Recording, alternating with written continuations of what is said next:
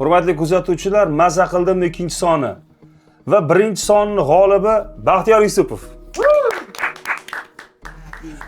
Baxtiyor, sizga dasturimiz homiysi Shed Resource'dan mahsulotlar sariyog' oilangiz uchun.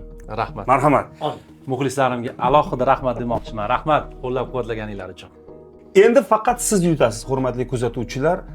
Maza qildiradigan gaplardan bittasini olasiz, yo Baxtiyorga, yo Malikaga, yo Akmalga, yo Asatillaga direkt yuborasiz. Kimga ishonasiz? Kim ijro qilsa, qolganlaridan zo'r bo'ladi va o'yin bo'ladi. Keyingi o'yinda kimnikidir g'olib bo'ladi, ha?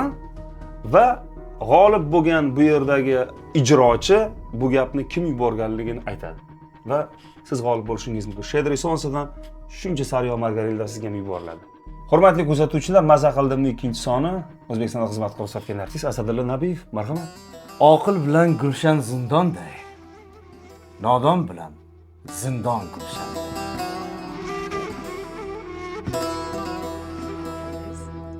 Sevgisiz nikoh qilgan yaxshimi yoki nikohsiz sevgi? Qaysi biri? Adolf Gitler butun dunyoga qarshi 5 yil jang qiladi. Va bunkerda Eva Braun degan ayolga uylanadi. Ertasi kuni ertalabda Gitler o'zini o'zi otib qo'yadi. Oila bu murakkab narsa.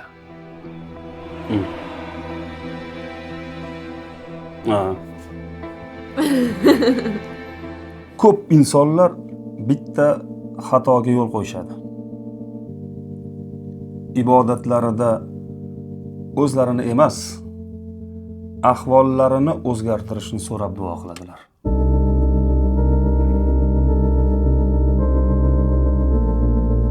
Kimni gapiga mazza qildingiz? Baxtiyor, Malika, Akmal aka, Asadilla aka. Izohlarda yozib qoldiring.